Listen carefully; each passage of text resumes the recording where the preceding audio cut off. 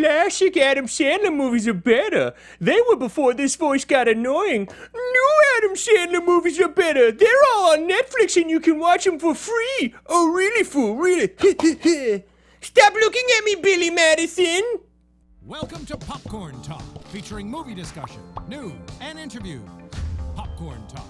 We talk movies. And now, here's Popcorn Talk's Guilty Movie Pleasures. Ladies and gentlemen, I'm sorry, but that's the best intro I'm ever going to give you. We would like some feedback on that intro. So, can you rank our intros? Nope. It was the greatest intro that's ever happened. It's a wrap. I'm quitting the show after today, probably to some fans' enthusiastic response. I mean, if you're going to go out, that's the way to do it. That's the way to do it. Do you want to not do the show? Do you want to just leave on that note? I really think we're not going to get better than that. Okay. Yeah, let's set expectations low for us. Maybe it's just the chemicals that I'm drinking in this water. Yep. We've talked beforehand that I took a sip of this filtered water here, and my mouth now tastes like a pool filter. I think it may have filtered the water out of it. It's just the chemical. Just the chemicals. Yeah. So if I start my throat starts closing up, Jesse will just continue, and somebody else they'll do like a tracheotomy, super sweet action movie style. You could do it with get a Bic pen ready for Jesse, just in case. I can't do it. I don't feel confident. Get a Bic pen. I don't want to do this. Take the ink out, Jesse. You got this. I trust you with my life. We will replace you like they replaced Aunt Viv on season 3 of Fresh Prince of Bel-Air. Oh, or like how they replaced, didn't they replace Aunt Viv was the mom. Yeah. Mm-hmm. Yeah. I was about to say something else, and then I was repeating exactly what you said. That's okay. It's the chemicals, folks. The chemicals. That's what we're going to chalk it up to. Ladies and gentlemen, I'm Ben Begley. I'm the host of the show, and my co-host, as always, with me is Jesse McIntosh. Where can they find you, Jesse? You can find me on Twitter and Instagram at TooMuchJesse. Yeah, you can find me at the Ben Begley, unless my account gets shut down after I tweet really angrily and chemical-induced. You know, who knows? I might just say really weird shit after The chemical lobby is a strong one, so they're super strong. They're really into their product. They're super strong. At the Ben Begley, at Guilty Movie Guys is where you can find us. Together as a force to talk all things nerdy movies and guilty movie stuff and dirty movies too. as a nudie magazine day is what I was thinking of for this. Billy Madison is what we're talking about today. And we came up with this because you had mentioned Back to School. It's Back to School. And so the first movie that came to mind, I think for both of us, was Billy Madison. The first thing that I wanted to do actually was Labor Day. Isn't that a movie? It's like the Mother's Day or New Year's Eve of Labor. No, it's actually the Josh Brolin movie. I think it's actually a movie. Yeah. I thought for a second there, I thought it was one of those terrible cash grab holiday movies like New Year's Eve where they just Valentine's Day, where they just throw in a shitload of. But no, I think that movie actually has some sort of dramatic point. Yeah, I don't know if it's good. But what I'm saying is we should have done that one. We should have done Labor Day.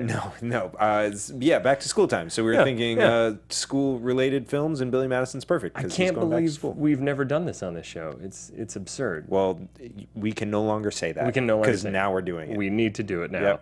Yep. So I specifically remember Corey Ular, who was on our show 2 weeks ago. Shout out to Corey. Yeah. By the way, he was so stoked after it. He was like, God, I hope I didn't look weird. I've never done this before. I was super nervous for like the first 20 minutes, and then I loosened up. But he had a blast, and he was so thankful to both you and everybody here at Popcorn Talk, and the fans have been really cool.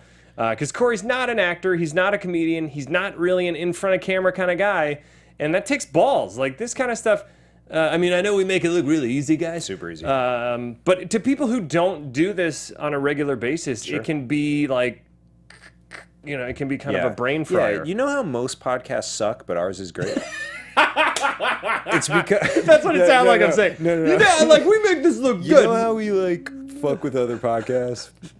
No. What I mean? No. Well, and to jump into ours, where we have a specific rhythm of how back and forth we go with stuff.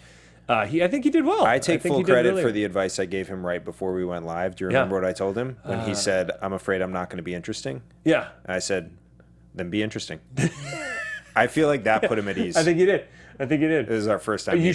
You should have just said, Ben's our host. He's not very interesting. That's all right. No, I would never lie to him. Oh, how dare you. So, I remember Corey Ular and I saw Billy Madison with my parents at a drive-in in Akron, Ohio. That's weird. I forget what the second feature was, because this one was so funny. I was like, this came Labor out... Day, starring Josh Brolin? Labor Day, yes. Was it This came out in 95, so I was 13 years old when this came out, which this movie's the perfect movie for a 13-year-old. Yep. I don't think I've ever in my life laughed as hard as I laughed at this movie when I was 13. And I've watched it since. It's been probably a decade since I saw it, but I quote it constantly, still to this day. And watching it again, the only thing I realize is how little of an actual movie it is. Yeah. How it's basically a series of funny scenes that loosely connect with a plot. But I still fucking love this movie. I love this movie. It's stupid. But it's good stupid. And I think the problem is that at the time, the thing that made it so great was at the time, this was new. This kind of comedic voice was new, kind of like Jim Carrey when he first came out with Ace Ventura. And then I feel like Adam Sandler started to grow, and then either his agents or somebody were like, nah, don't do that Punch Drunk Love stuff, that artsy-fartsy stuff. Just go back to Jack and Jill. And then he's kind of been stuck in that rut ever since. So it's basically just repeating Billy Madison for 30 years. When we know he's capable of more, which is so frustrating, because Wedding Singer and Punch Drunk Love and Happy Gilmore and this are my 4 favorite Adam Sandler movies, hands down. Not Zohan? I've never seen Zohan. I've never seen Zohan either. Nobody's seen Zohan. I know. Nobody. But like even like what was the one with him and Andy Samberg? I didn't see it because in the preview he used this weird voice, Daddy's Boy or something like that. Yeah. He used a weird voice, and I was like, you could have just used your voice because this looks funny. But you're like, well, I'm your dad, and this is how I talk when I'm a dad, and it's like, don't. You're funny just without that. Like, some of his funniest moments in this are when he's not being... He kind of relies on that a lot, though. Like, especially earlier on in his career, that was like, he leaned on that pretty heavily. You also don't realize watching this when you're 13 how inconsistent his character is. Sure. Like, he's borderline just like brain dead in certain scenes with his behavior, and then other scenes he's actually pretty articulate. So it's kind of a grab bag. He struggles to spell the word couch, and then like in the very next week he's being asked to write cursive on the board and spells everything flawlessly without hesitation. Or gives a decent, even though the guy hates it, metaphorical speech about, which I actually don't think it was as bad as, we'll get to that. We'll get to this, but I did want to say about that because like when he was doing it, they explicitly say give specific examples, and then he immediately jumps into a metaphor, which is like the opposite of specific examples. That's a very good point. It's like, oh, this is an interesting choice. So before I keep rambling, when did you see this, and what do you think of it now? Really great question, Ben. Yeah, Thank you. I mean, I never ask it on this show, so I'm glad. I always come prepared with a new question each week. I'm ill-prepared for this. So interestingly enough, the chemicals are getting to both of us. Yeah, it was not that dissimilar from your experience.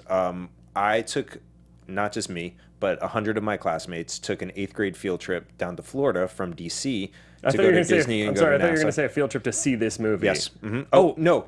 Sorry.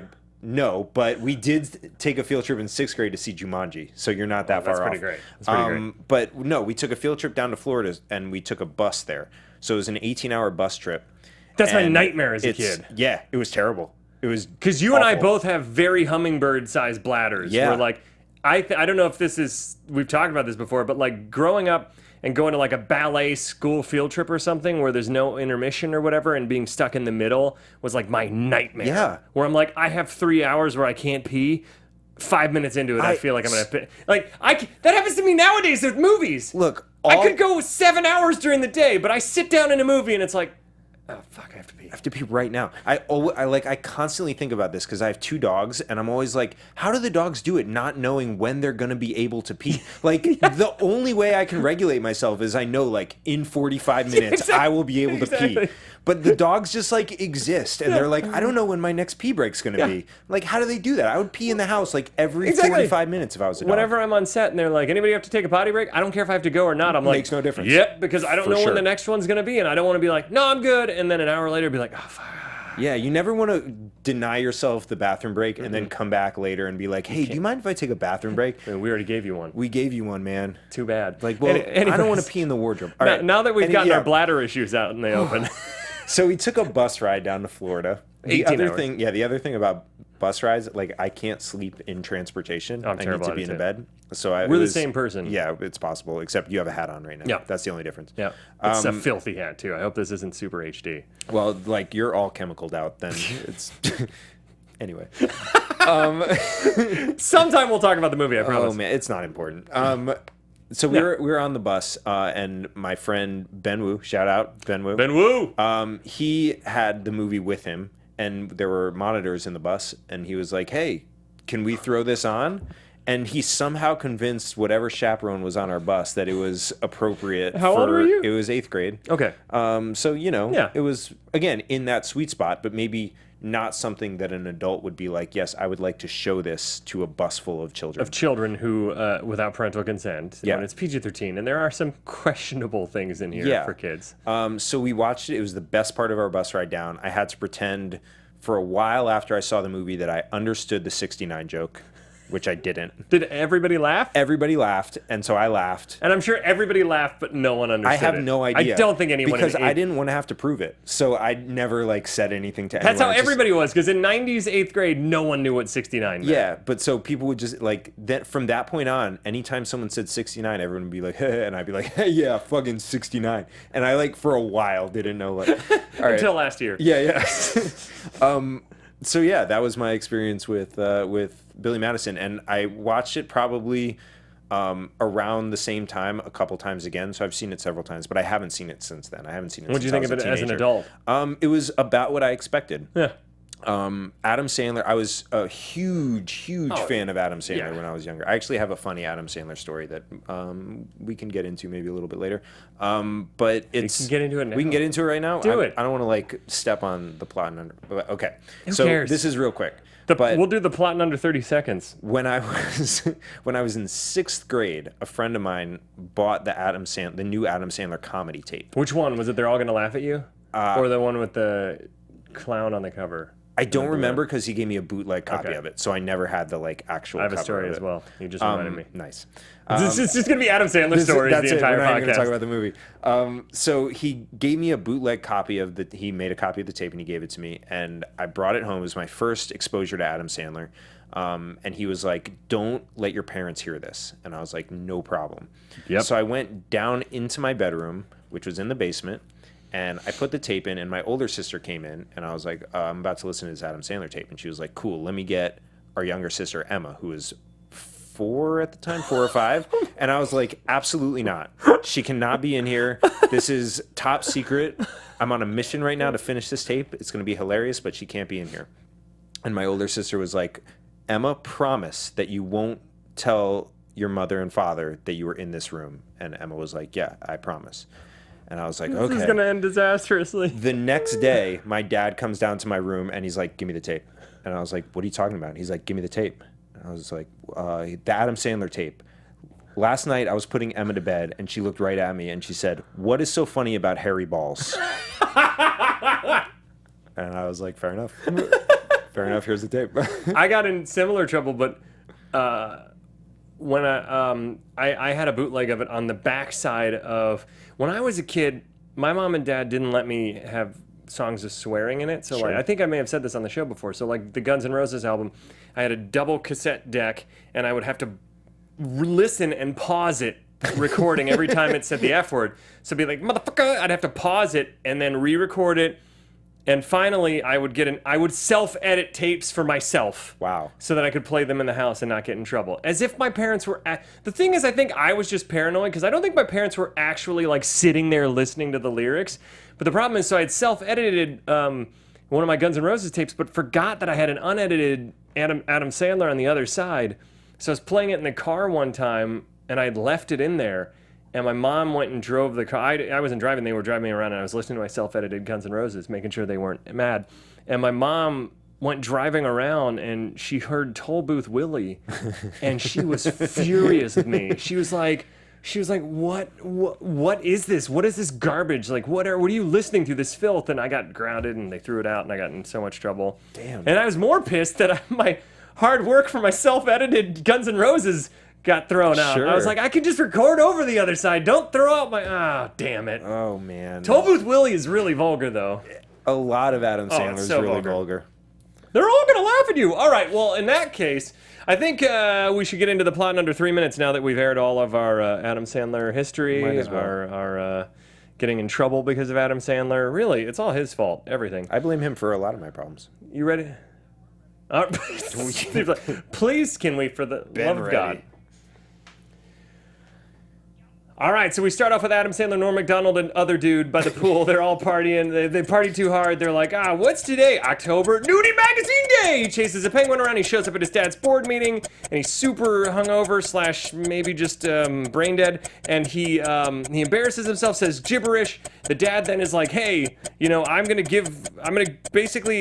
the company to Eric. You're a mess. You're a F up. Who cares? Whatever. And then he goes, wait, I got this brilliant idea. Once again, not really playing fast and loose with his intelligence. If I go back to school and I graduate high school, you gotta give me the company. He goes, okay, but I've been paying off your teacher since first grade. Setup of the movie. Okay, so he goes back to first grade, and it's a slow start for him, but a perfect place for him to start. He sort of bonds with the teacher. The teacher's kind of weird. She does interpretive dance while they're out playing dodgeball. Glue on her eyes. Yeah, he eats glue, but disgusting scene. Is able to graduate first grade.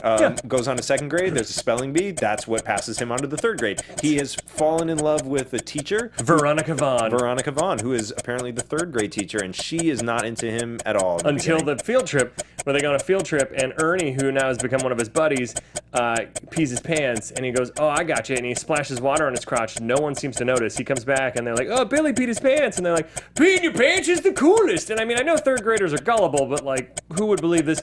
All of them do, because they all pee their pants. And then Veronica starts to fall for him. They kind of do a montage of him going through all the grades, and there's not really a whole lot more.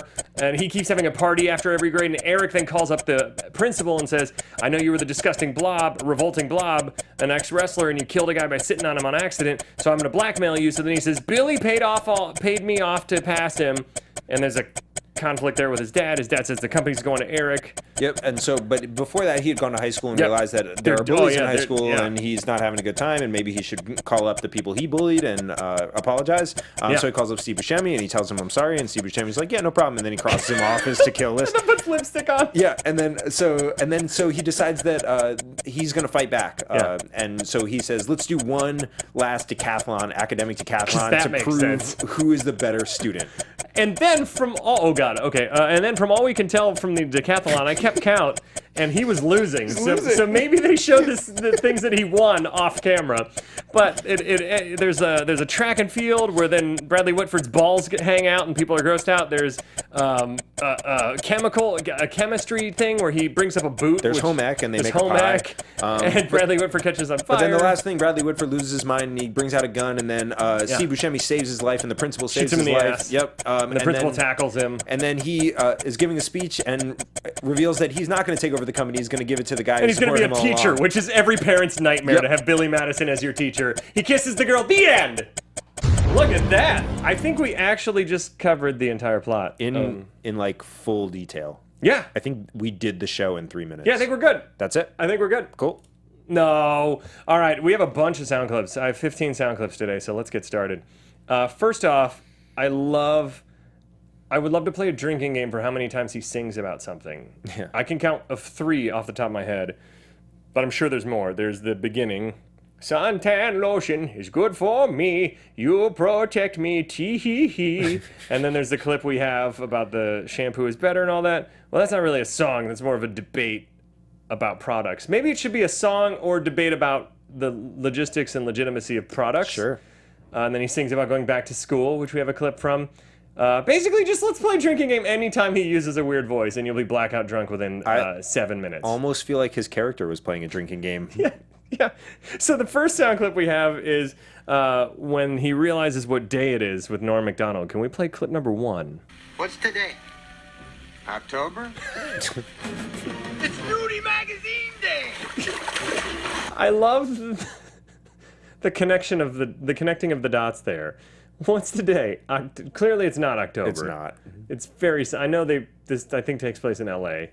You can assume it must. But nobody swims in a pool in October in L.A. because we all put on jackets as if it's the winter. We're all drinking pumpkin spice at that point. There were no pumpkin spice lattes. I didn't see any. But I love that October means Nudie Magazine Day, and then his nudie magazines that he pulls out are horrifying. He has the world's worst taste, or I don't know if he just paid for the low subscription and gets a grab bag of whatever they have left over, because there's a she-male one, and then where it says I pee sitting down, or do I? There's an old lady granny one, and then there's drunk chicks making out, and I'm like, none of those are enticing or normal. So this is another, you talked about sort of the inconsistencies with his character and the intelligence level that he shows, but also like there's an inconsistency within his social status. Like he's the richest person in this movie. He's like Richie Rich grown up to be a drunk idiot. Yeah. Yeah. And like he's getting a random like old it looks like woman a paperback nudie magazine that he doesn't even want. Like when he goes like, I love his reaction. He goes, eh. Yeah. Ooh. Right. It's like Tim the Toolman Taylor reaction. It sort of seems like he got a Blue Apron box and is like, let's see what I got. And it's like, maybe oh, I didn't really it was the Blue Apron of porn. Maybe must have been. You know, maybe some of these companies started off and just grab bags of porn mag. And it looks like it comes in like a paper bag that's not addressed or anything. Yeah. You brought up a funny thing in a tweet about how say right. say I don't want to steal and that your was joke. the other thing is that like, why did he go back to public school? If he's this rich, like there's no way he went to public school. But no, they make it seem like he went to those schools. I know. Like he went back to the ones that he had graduated from. Maybe his dad just wanted him to learn what it's like to be amongst people who aren't super rich. I feel like it should have been addressed. But it's like this whole movie to me felt like what it would be like if a 13-year-old made a movie, like at the time of being 13. Yeah. So I just feel like maybe Adam Sandler went to public school and was like, I know public schools, and like it didn't even cross his mind that like someone this rich would never go to public school. Never be seen in a public. Yeah. I have nothing against. I went to public school. I went to public school My too. daughter's gonna go to public school because I don't have money shooting out my asshole. Right. You know, if I did, maybe I don't know. If you had money shooting out of your asshole, then you know what? Your kid doesn't need to go to Just school. a regular asshole ATM right there. That hashtag asshole ATM.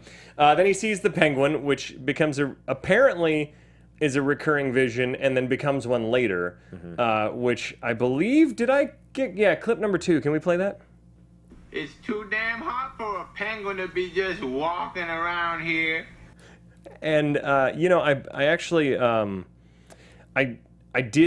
finally saw the Inconvenient Truth sequel, an Inconvenient sequel. And they interviewed Adam Sandler about his views on global warming and things like that, and March of the Penguins and their migration patterns and things like that, and how some penguins have showed up in tropical environments and just been really fucking confused. He said he was on vacation in Cabo and a penguin just rolled up on shore, and he looked at it and said, "It's too damn hot for a penguin to be just walking around here." If that doesn't prove global warming is real, I don't know what does. That's the definitive quote for global warming. That should be. Yeah, I actually think more people would accept global warming if the slogan was Adam Sandler saying, "It's too damn hot for a penguin to be just walking around here." They'd be like, "That's funny. Yeah, I'll give money to that." Hell yeah, I would. People like stupid shit now. They like memes and stuff and opinions instead really of facts. Nutshell just it for 'em. Just a nutshell it. Yeah. Nobody wants to have to read anything with citations. So I heard that this past summer in Pittsburgh, Sidney Crosby, who is probably the most famous of all the Pittsburgh Penguin hockey players there are. Yeah. Thank you for saying it, the team. I would never have known Pittsburgh Penguins. Well, I think it's important. It's an important detail to what I'm about to say. It is. I can tell already. He was outside on a lawn chair, and there was beer on the other side of the pool, and his friend was like, "Hey, Sidney, do you want to just grab us just a round of beers?" And he was already drunk, and he looked at his friend, and he was like, "It's too damn hot for a penguin to be just walking around here." I love it. That kind of attitude is not what we need, Sidney. I always do the most obvious one, and you do the most bizarre, off the cuff. I love it. I love it. That's why we are the perfect team. Corey had a good one for this one, too. What was it? Yeah, can we send it in, Corey? Corey, did you call in? Oh, we can't get a hold of him. That's all right. All right, that's okay, all right. We'll figure it out. So he chases the penguin around. We meet Juanita, his maid, who is weirdly attracted to him and is like, "Fine piece of ass, too." And like later on says, "Want me to take my top off?" She offers to let him help shave her armpits. There's a weirdly bizarre sexual relationship she is looking for. Yeah, it's so good because every time that she says something, it cuts back to him, and it seems like he's genuinely laughing. Like, it seems like Adam Sandler is laughing. It seems like, yeah. Like I just want to know how many different lines she went through before we landed on this one, because he just seems so pleased with what she's Especially doing. when he's like, ew, gross. You can tell he's like cracking up. Yeah. That's my favorite. I actually like when they keep that kind of stuff in there, or when you can see on a TV show when somebody's improvising and you can see over the shoulder the person breaking. Yeah. Even though it breaks the fourth wall a little, to me it's more fun because I know that You see them having fun. They were having a blast. Yeah. And that's a good stuff. So then we meet Eric, Bradley Whitford's character, when we meet Crazy Carl, who's the dad's second in command, I guess. Who seems Mr. Madison. Seems not crazy at all. Not crazy at all. I think like a regular dude. Maybe Billy gave him that nickname as like an ironic nickname, although I don't know if Billy knows what the word irony means. No.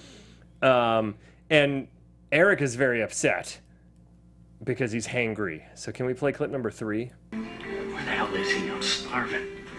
I ate some Triscuit crackers in the car. You should have had some. Well, maybe if you told me they were delicious Triscuit crackers, I could have enjoyed them with you. I'm sorry. Well, sorry doesn't put the Triscuit crackers in my stomach, now does it, Carl? It's one of my favorite jokes in the movie. It doesn't. Because it's so random and could be construed as a product placement for Triscuits. I mean, that makes me want to eat a Triscuit. Yeah. I instantly am like, God damn. As soon as that joke happened, I laughed. And then the very second thought was, fuck, are there any Triscuits in this house? I love a delicious Triscuit cracker. I love a Triscuit cracker right That's tough to say, by the way. I'm impressed with myself that I made it Triscuit cracker. No, delicious Triscuit delicious Triscuit cracker. Well, if I had known it was a delicious Triscuit cracker, it is tough. There's a lot of S's and C's. Say that 3 times fast. No. It's one of my favorite exchanges because it's so random, but also it's absurd, but it kind of makes sense. Yeah. But also, how did he not know that Triscuits are very identifiable? They're crunchy. Like they look like they've been like braided wheat thins. Yeah. They're pretty. But anytime someone is eating a Triscuit cracker within, I'd say, probably a 30-foot radius, you can hear it. Yeah. It's like it's messy and it's crunchy. Yeah, it's like when you open up a bag of Sun Chips, it's like. Yeah. Remember when they made that push for louder bags means better for the environment? I don't remember that at all. There was something with chip bags where they're like, it's louder, which means it's better and more biodegradable. And I was just like, anytime somebody had that in a movie theater, I was like, God damn it! I don't care if you're saving the environment right now with that bag. And now you're being a dick in this movie you theater. had that attitude, sound clip number 2. It's too damn hot for a penguin to be just walking around here. See, we got to save That's the what world, happens. even if it means crumply bags in movie theaters. Inconvenient sequels. That's so all I'm saying. While everybody is waiting for Billy, he's doing something very important, debating the merits of shampoo versus conditioner. Can we play clip number 4? Shampoo is better. I go on first and clean the hair. Conditioner is better. I leave the hair silky and smooth. Oh, really, fool? Really? Stop looking at me, Swan. What? Okay. Well. So at this point in the movie, we are 6 minutes and 35 seconds into it, and we're because I have the sound clip marked. I'm not that good, but and we're already going. Oh my God! I think there's something really wrong with this guy. He was dropped on his head as a baby. Ate paint chips. Something horribly wrong with this person. It's a real rough start for this movie. Like, I feel like if I watched it with a blank slate now, I may have turned it off after the first 10 minutes, just because he's so randomly, like, mentally disabled, and there doesn't seem to be any cohesion there. No, and first off, shampoo goes on first, and then you don't have to debate which one's better. Right. They work in tandem. Sure. So the debate's been settled the by debate's the been settled. shampoo Now the conditioner Swan industry. is a whole. I don't blame him. That Swan needs to stop eyeball fucking him. Get a life. Come on, Swan. So then he goes to dinner. The first 5 sound clips are in the first 10 minutes of the movie, by the way. Yeah. And then it backs off for a little bit. But so then he goes to dinner. Eric's really snarky. He's like, "Oh, sorry, I fell asleep by the pool for a little bit, and I must have got a little bit too much sun." And then Eric's like, "Well, did you fall asleep or did you pass out?" So can we play clip number 5? This is his response. Shut up! He does this in front of his dad and all the board members. And then Eric is like flicking him off, and he's like, "Skibbity-gadoo, And he's like, no gibberish, God damn it, Billy. And it's just like, what is happening right now? But back to the ha ha ha, shut up. Yeah. I feel like, so my wife and I have been sleep training our daughter lately and the past few weeks. And my daughter, Daisy, she goes to bed easy for me. She'll like, for naps and stuff, it takes like 5-10 minutes. My wife last night, or yesterday for a nap, I had my buddy visiting and she was up there for 30 minutes and my daughter would not go to sleep. I went upstairs, 5 minutes later, our daughter's asleep. And I come back down and I was like, I don't know why that was so difficult for you. I mean, she fell asleep super easy. And my wife just looked at me and went, Shut up! Pretty much exactly like that. She was not happy with me. Don't joke about that when your wife's been trapped with a baby. I wouldn't. It's, certain things you shouldn't do. Yeah, it's all right. I think also during the debates, because Hillary's book's coming out, and in one of the chapters of her book, she talks about her internal monologue when Trump was going back and forth and things like that. Mm-hmm. And every time he would say wrong or blame her for something or bring up the emails again, the emails were kind of making her come unhinged. And at one point, she just wanted to turn to Trump and be like, my emails? My emails? Do you want my emails? Shut up! But it wasn't a laugh like she thought it was funny. She was literally having a psychotic break. Sure. So it was more like a Joker laugh. As we all are now. As we all are having a psychotic break every day of our lives. Sometimes I can't sleep, and so I turn on the TV just to like wind down for the evening. Oh, impossible. Yeah. But so I'll put on like an old sitcom, and it's tough because like I want to stay engaged with it, but I want to also fall asleep. So having it on like prevents me from falling asleep. But I can't fall asleep without it. So like I'll be watching it and I'll be dozing off, then I'll jump back because there will be a laugh track, and I'll be like, Shut up! Fucking laugh track. God I was damn almost in a REM so cycle. Close. Oh. So he yells gibberish, and then we have him and his buddies do the poo bag, which I constantly, whenever somebody's like, I gotta pick up the dog poop, I think I've always been like, she called the shit poop. I always quote this part of the movie.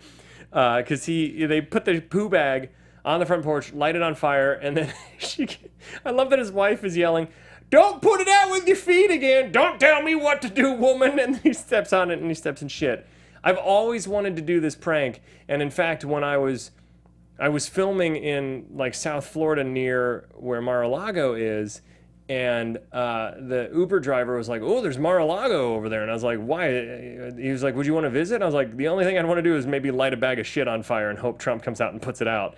And then I realized that was the wrong part of the country to make a joke like that, because the guy was saying it as in like, it's cool, isn't it? And then I was like, just turn on the radio. Yeah. It's super awkward after that. Yeah, I was joking about the shit on the president's thing. Yeah, it wasn't a threat. It'd just get poop on his shoes. Yeah, and it would be funny. We would all laugh. It would be and he'd probably call the shit because he wouldn't say poop. He's a vulgar man. He doesn't know a lot of words, so he would. He's got the best words, the best 7. Yeah, that's why he kept it tight. He kept that vocabulary tight because it's the best. I love that after Billy's dad agrees to his deal, Billy Madison has this weird dance-off from music that appears in his head. And then I realized Love Actually stole from Billy Madison. When Hugh Grant does the dance down the stairs, he even has some of the same moves as Adam Sandler. Oof. So I feel like maybe Hugh Grant watched this for inspiration. That checks out. It does. I think all facts have been examined, and we know it's true. I've always suspected Hugh Grant to be a closeted Billy Madison fan. Yep. Yeah. So we do the snack pack exchange with him and Juanita. Give me a snack pack! Which I always remember, I wanted more snack packs, even though I was beyond the age of eating snack packs by the time this movie came out. Yeah. As a 13-year-old kid, you shouldn't have a snack pack. No. You can also, just eat it whenever you want. You're an adult. Yeah. So just, get it. You're not an adult at 13. Not at 13. I mean, you could buy it yourself. He could have. He could have. Yeah, for sure. He doesn't know how to do anything, I'm pretty sure. I don't think he knows how to go to a store. Well, I know this is going to derail us a little bit it's here, okay. And we're running out of time, but the whole conceit of the movie is, and this is neither here nor there, it doesn't matter, it doesn't affect my viewing of the movie, but it's the dumbest fucking thing that anyone could ever imagine for this hotel billionaire to be like, yeah, that sounds like a good idea. if you can pass each grade in 2 weeks, Makes no sense. It makes no fucking sense. And like, not only that, but like, he has a fully capable right-hand man who probably has several high degrees from universities, and he's like, yeah, if you can just pass first grade in 2 weeks and move on, then like, sure, you can have this. It's an incredible premise because it makes no sense. It's so silly. And then the other thing that I loved It's a joke about vehicle, that's all. Yeah. The other thing that I loved about it was when they decided, like the moment they decided on the plan, he was like, all right, if you graduate high school by June 15th. It was like, what a fucking wizard with the calendar. How did you do that so quickly? Wow. How did you know 24 weeks away was June 15th? And how did Adam Sandler know to plan two? Like, how did he come up with this brilliant plan? Yeah, it fits exactly our time frame. It's I don't perfect. know. It's But perfect. whatever. It's comedically perfect. I love it. Do we have more time than what's on the clock? If not, it's fine. All right, do it. Yeah. After it runs out, it's fine. So Nice. he's sitting there getting ready to go back to school, waiting for the bus. Can we play clip number 6? Oh, back to school, back to school, to prove to Dad that I'm not a fool. I got my lunch packed up. I feel like he's my making it up. boots tied Yeah. tight. I hope I don't get in a fight. Oh, back to school, back to school. That's totally Back Adam Sandler just making it up 100%. on the spot, and then them going, 100%. all right, moving on. Yep. That's it. I wonder how many of those isolated shots they just knocked out in a day. Oh, where they I'm were just like, sure. it's just you on camera. Yeah. Let's just do one take and see what you got, and then Move on. Yeah. Then he meets Jack. I like to say Jack Slater's daughter, Bridgette Wilson, who was Arnold's daughter in Last Action Hero. Also Sonya Blade in the Mortal Kombat movie. She was my crush back in the day because she was in 3 of my favorite movies around when I was 13. She was hot back. I mean, not that she's meaning hot as an actress working, and also hot in general. At the same time, 3 movies that influenced me as a teenager. Temperature hot. Temperature, like she had a fever. She had a fever. And the only prescription was dating this guy. Hey, not really. I was 13. That'd be weird. Would have been weird. Would have been a crime. But her trilogy of movies, Billy Madison, Mortal Kombat, and Last Action Hero, were awesome to me. And so I was like, oh my God, she must be in everything. I just assumed she was in everything. Because she was in everything I watched. That makes sense. But she's great in this movie, and she's sexy. I do not buy that she would fall for Billy Madison at all. No. Because she, rightfully so, we'll skip a little bit because we talked about the weird teacher and how they play dodgeball. He rules at dodgeball. And she's smearing glue on her face, and then the gross scene where he eats a bunch of glue. Yeah. And it's just like, I don't know if that's making me nauseous or the chemicals I drank in the water. Combo. Maybe it's a combo. Yeah. But that scene actually made me gag when I watched it as an adult. I was like, I know it's probably just like whipped cream or something. Yeah, but he gets into it. He gets into it. I do love I that- distinctly remember the taste of Elmer's glue still from grade school, and I'm like, just like a dab of it. Just- but yeah, like to dip a whole stick in and take a couple spoonfuls. it's like sticky feet. It tastes like sticky feet. Well, that's. I mean, I've never tasted feet. I can't compare, but yeah. I can smell. You know, when you smell something that smells so bad, you feel like you've tasted it. Yep. That's how I deduce what feet was. That's interesting that you compared it, the taste to a texture of something that you've never tasted. That was fascinating. You're right. Speaking of metaphors. Speaking of something that makes no sense. No, but what I was going to say, I love that in first grade they have a unit of just unsupervised dodgeball where she just like lets them go out right, so that bye. she can dance. The and weirdest like, interpretive I'm not dance gonna ever. have any teacher at this school Yeah. watch you guys. And then second grade we said consists of a spelling bee. And when he wins the spelling bee, can we play clip number 7? I am the smartest man alive! You know, I hate to say this, but it wasn't covered in the news a lot. And it was when Fake media. It was when Trump went down to Houston, and he was saying how he was giving ways that he would fix everything, which were not scientifically accurate at all. And he wasn't even really in Houston. This was the first time before he went back and then was like, oh, I guess I should actually go to the disaster zone instead of like be safe far away from it. And he was like, yeah, this is the way you fix it. You build a wall to block out the flood. It's going to be the biggest wall to block out the biggest flood you've ever seen. And then he ended his whole speech by saying, make America great again, and always remember. I am the smartest man alive! And sadly enough, a lot of his followers just went full tilt and agreed with it. They were like, that makes They're sense. like, yep. That has been proven. The fake media tells me you're an idiot, so you must be the smartest. You just have to be the smartest man alive then. I heard that Hugh Grant was having a conversation with someone, and he was talking about all the science that he knows and all the math that he knows. And so the person he was talking to kept quoting Albert Einstein. Yeah. And Hugh Grant was like, Albert Einstein is dead. And he said, I am the smartest man alive! it's like, why are you ripping off Billy Madison again, Hugh Grant? Like, enough. Do you know what I mean? Enough, Hugh Grant. God. Oh, man, I need to think of other riffs other than just making fun of Trump. It just seems so topical. Third grade, when there's the Fanny joke and everybody laughs, and then I love that he laughs at the 69 joke, and then that spawned your story. I had no idea what it meant at 13. Then, at first, Veronica Vaughn has a very realistic reaction to him. She thinks he's a dick. Especially after how he treats the kid who can't read properly yet because he's only in third grade. Can we play clip number 8? Today, Junior? I don't know how many times that has been used in my life whenever I'm behind on something, like taking too long to get ready, whether I've said it or somebody else, where it's like if you're behind, if it's like I'm trying to get out, Renee's gathering things and she's not getting out the door, and I'm just like, honey, come on, and she's like, just a second, and I'm like, today, Junior! Which makes no sense because she's not a Renee Jr. No. Her mom's name's Darlene. No.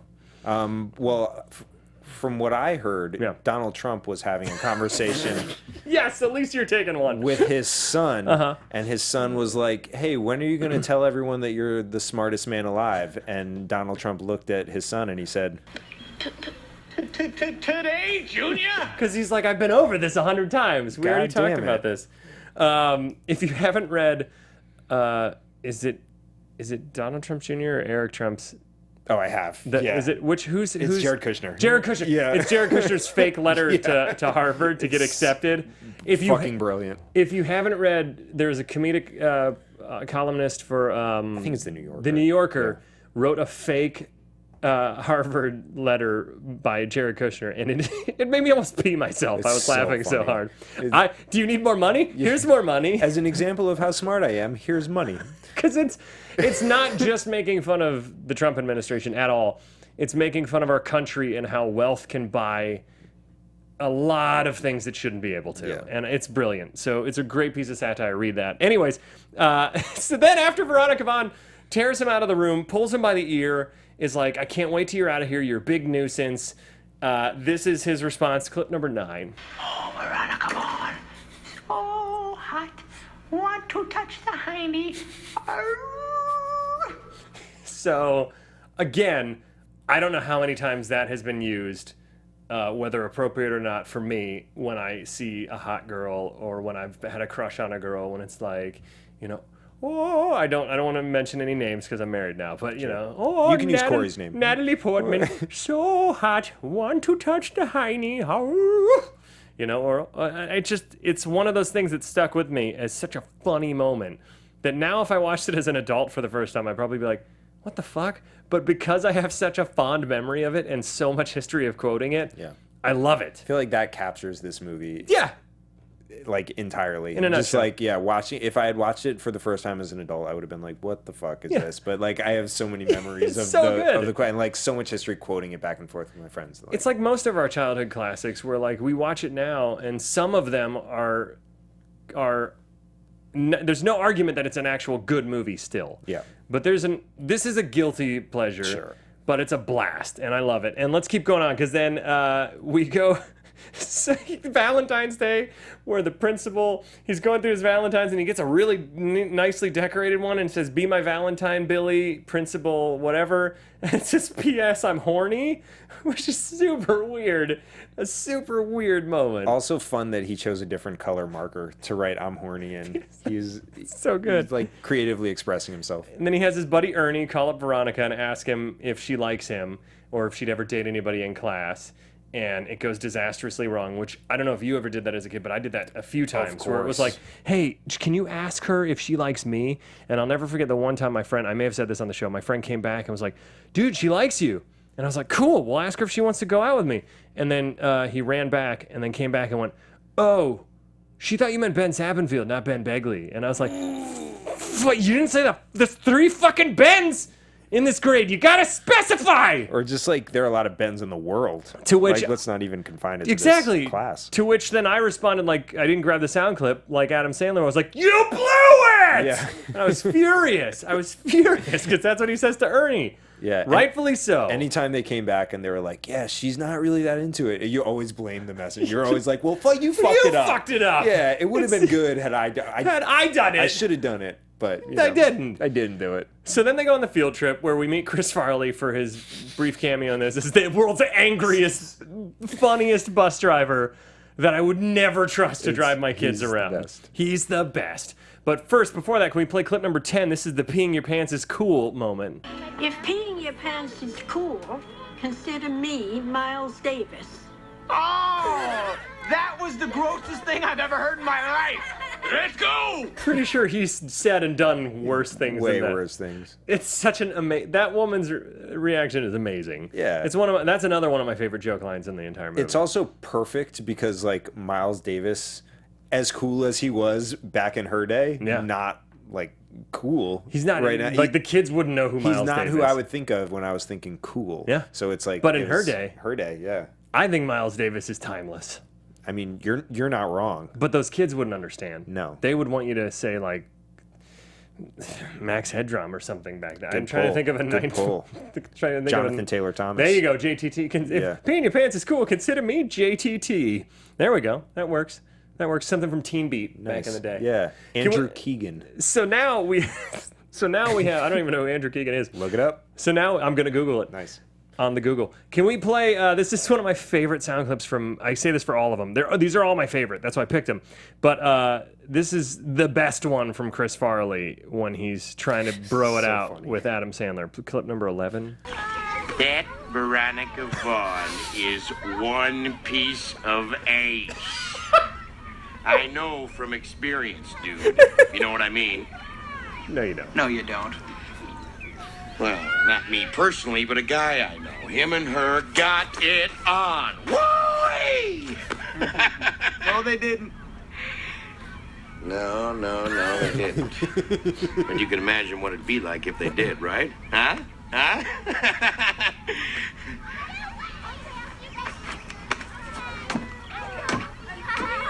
Everybody on? Good. Great. Grand. Wonderful.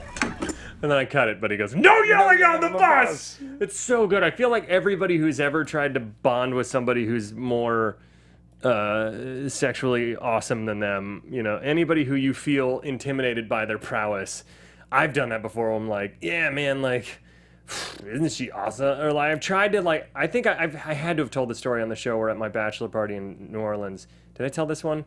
Where we on a swamp tour, no. and the guy who was the tour leader, the tour guide, that's a word, not tour leader. Mm-hmm. The tour guide was like, yeah, sometimes I bring girls back here in the swamp and, you know, things happen. I'm like, what, do you fuck them? And then like, clearly like the whole, it was just me and my groomsmen, but like, it was like a record stop moment and everybody looked at me and it's like, and I was like, and I instantly was like, I'm sorry, I was just trying to be, I literally said out loud to everybody, I was like, I'm sorry, I was just trying to be cool and go along with it. But it sounded so stupid coming out of my mouth. Like, so yeah, you fucked him? It's the dumbest thing ever. Obviously, that's what he was insinuating. And he's like, no, I draw portraits of them. I draw very lifelike caricatures. I'm deeper than you think. How much more time do we have, out of curiosity? Do we have 5 or 10 or 5 or 7 or what? What are we thinking in the booth? Holy shit! All right, 3 whole minutes. So, long story short, we find out that Veronica Vaughn starts falling for him after the piss your pants moment. Yep. And for no reason, she comes to his 3rd grade graduation party, hits on him, almost kisses him, even though he has a porta potty full of porno mags and a sound clip of girls moaning, which would creep any normal girl out. Yep. Then we kick into the montage. We find out that the principal's a wrestler. He gets blackmailed. Billy Madison goes back to high school. We talked about that, how he's now the nerd and he was the bully. Yep. And in science class, let's play clip number 12 because this is his first day with a girl in high school, his first interaction. No, I will not make out with you. Did you hear that? This girl wants to make out with me in the middle of class? You got Chlorophyll Man up there talking about God knows what. All she's talking about is making out with me. I'm here to learn, everybody, not to make out with you. Go on with the chlorophyll. It's such a good cover because it's so terrible. No, I will not make out with you. I've always wanted to do that when a girl has been overtly mean to me. Not like if it's just she friend zoned me and I respect it, but if she was like a shithead to me, like if a girl was like, "You're ugly," I would never want to date you. I wish that I would have said this, but I never really was dissed that hard. So well, we in elementary school we used to yell out, "You did what for how many cookies?" Which was a fun, really innocent way to play that. I do want to say before you did what for how many cookies? Yeah, that's a nice one. Yeah. But we're gonna run out of time. But I did want to mention a couple of things. Yeah. One, the decathlon consisted of only non-academic things, which was strange, and he lost a bunch of them. Almost all of them. And the chemical one, were they implying that everyone thought he made a shoe? He made a boot out of chemicals. That's strange.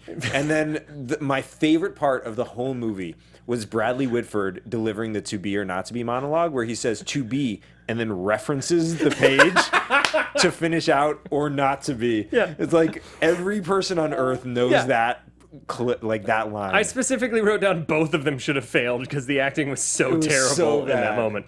We're going to play so then a song cue happens because Veronica Vaughn comes back and is mad at him because Billy's going to quit because he's been blackmailed, and she beats him up. There's a song cue, and the clown, by the way, who falls over off his stilts earlier, hits his head, and everyone's laughing at him as he's bleeding out his mouth. It's super fucking dark. Turns out he's not dead. Play clip number 13, please.